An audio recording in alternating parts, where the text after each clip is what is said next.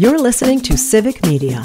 You can tune into any of our live shows on any radio station across the state with the Civic Media app. Find us in your phone's app store and listen anytime, anywhere.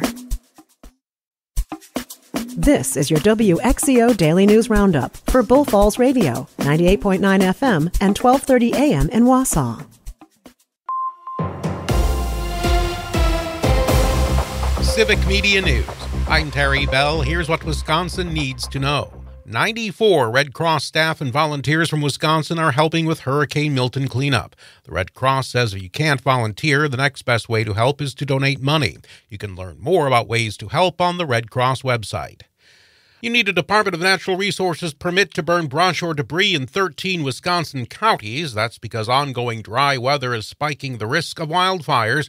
That'll remain the case for the foreseeable future. You don't need a permit for campfires or grills. There's more on the DNR website. Democrats are hitting battleground Wisconsin in the run-up to Election Day. Lisa Hale was with Vice Presidential candidate Tim Walz in Green Bay yesterday. Walz appealing to union labor and people who care about reproductive rights. I'm going to make a message to the guys here. If you got any women you love in your life, your wives, your daughters, your mothers, and friends, let's not forget, their lives are literally at stake in this election. Let's be very clear. Kamala Harris is scheduled to return to Wisconsin Thursday. I'm Lisa Hale. First Lady Jill Biden stumped for Kamala Harris in Madison. Another Trump administration would lead to more chaos, more greed, more division. The election is in 3 weeks. Wisconsin Attorney General Josh Kaul says he expects challenges to Wisconsin's election results. He tells WYSN-TV's Upfront that Wisconsin has safe and secure elections and that his Justice Department is prepared to defend the results if it has to. Spending is trending up in the race for U.S. Senate. Democrats have outspent Republicans so far, $93 million to $69 million, but Republicans are outspending Democrats between now and Election Day, $21 million to $15 million. Tammy Baldwin leads Eric Hovde by 7 points in the latest Marquette poll. Rural voters could decide this year's presidential election. Sarah Janes of the Rural Democracy Initiative says that rural voters tend to be swing voters interested in the needs of working people. They're very focused on working people as kind of the heroes of the economy and concerns that impact working class people. The initiative's most recent poll finds Donald Trump leading among likely rural voters in 10 battleground states, but that support has dropped between March and September. I'm Terry Bell, Civic Media News. Here's what you need to know closer to home. For WXCO News, I'm Brittany Merlot. The prolonged drought sparks an elevated fire risk. Now, DNR burning permit reinstatement starts as a special fire order has been issued in 13 counties across the state. Even the recent rain over the weekend has not improved conditions. Most of the counties needing permits are further south, but even here in central Wisconsin, we need to pay attention. If the winds are high and the leaves are on the ground, think twice. That's fuel for wildfires. The number one cause of wildfires in Wisconsin is burning debris. So people cleaning up their yards, they've got leaves and sticks and twigs, putting them in a pile and then igniting them. That may not seem very different, but it's very different than how we look at a campfire. So to understand, a campfire is a fire that's clean, dry firewood. The purpose of the fire is for warming or cooking. Drought conditions in northeast Wisconsin are severe, even as close as Menominee, Langlade, and Oneida counties.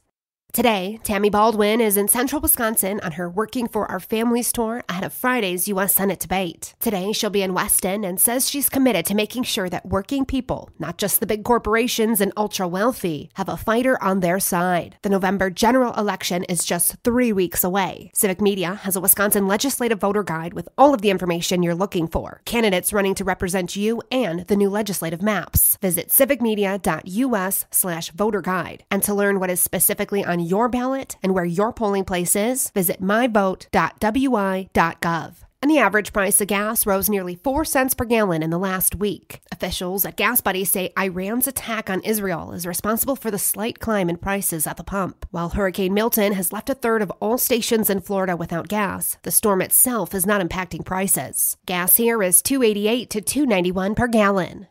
The man that died in the two-vehicle crash near the intersection of State Highway 107 and County Highway L in the town of Hamburg on October 8th has been identified. 24-year-old Luis Alberto Serrato Lanzas of Wausau. He died from his injuries after being airlifted from the crash.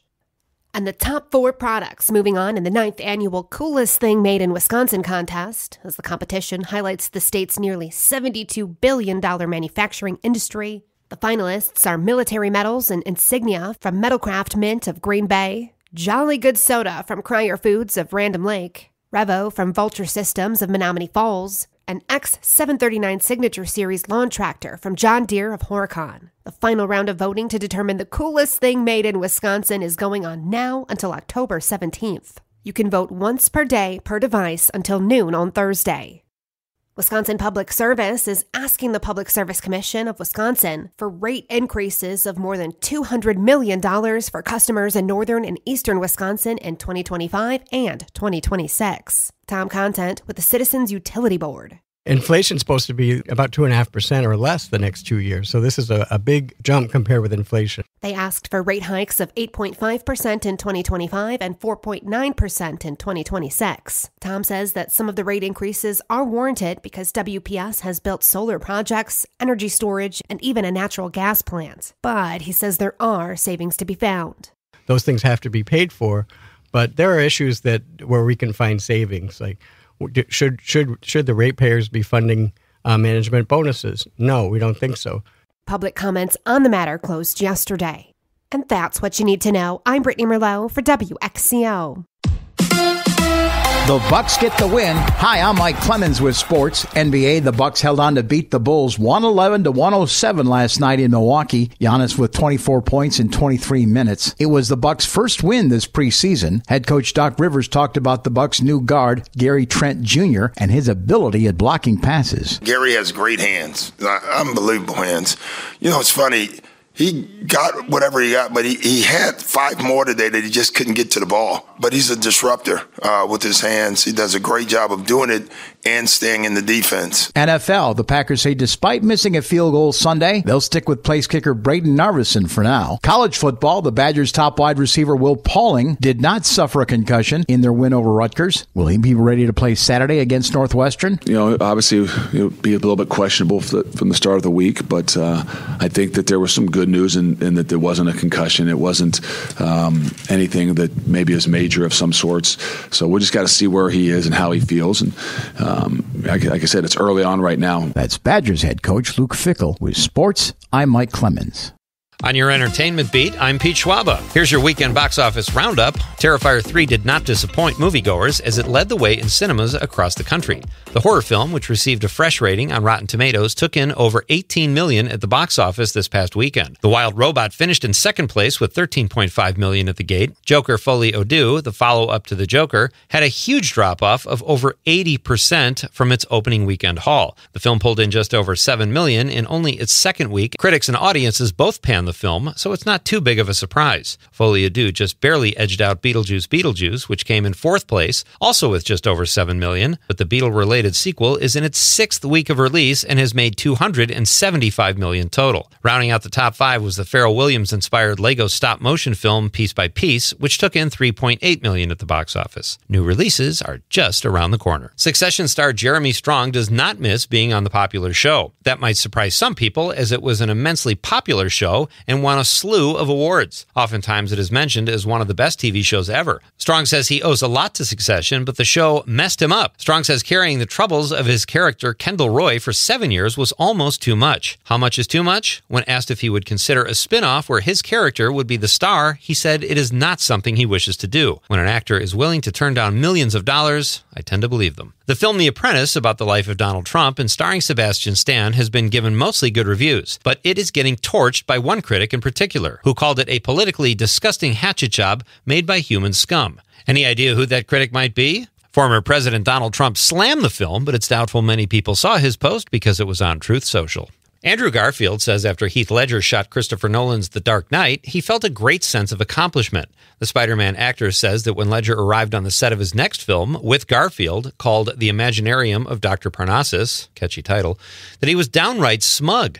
Garfield shared stories of his friend on the Happy, Sad, Confused podcast. Ledger passed away 6 months before The Dark Knight hit the big screen from an accidental drug overdose in 2008 at the age of 28. Garfield added that Ledger wasn't cocky about it, but just knew he had done really great work in a really good film. It's always hard to watch a moving picture after reading the book, but Jane Austen fans still might not mind that Pride and Prejudice is coming to Netflix. The series is in the early stages of development. Variety reports that there is no cast yet attached, but this isn't the first time that Netflix has worked with Austen's material. In 2022, Dakota Johnson starred in the movie Persuasion. For more showbiz fun, tune in to Nightlight with me, Pete Schwaba, weeknights from 6 to 8 p.m. on the Civic Media Radio Network. A little chilly again today, mostly sunny. We'll get to 48 for a high this afternoon. The wind out of the north at 5 to 15. Tonight, clear and cold, our low 23. Tomorrow, sunny, becoming breezy, 57 by Thursday. Sunshine with a high climbing back up to near 65. I'm meteorologist Sean Cable. Current temp now 37. That's your WXCO Daily News Roundup from Civic Media. Subscribe to this podcast on Spotify, Apple, or wherever you find your podcasts. Find more news at bullfallsradio.com. The national news cycle never stops, but it can be hard to find news about your local community. Civic Media is dedicated to providing quality local and state news coverage across Wisconsin. With the Civic Media app, you can get notifications about local stories that matter to you and your community. Find the free Civic Media app in your phone's app store and choose notifications from the menu to tell us what kind of news you want to hear about.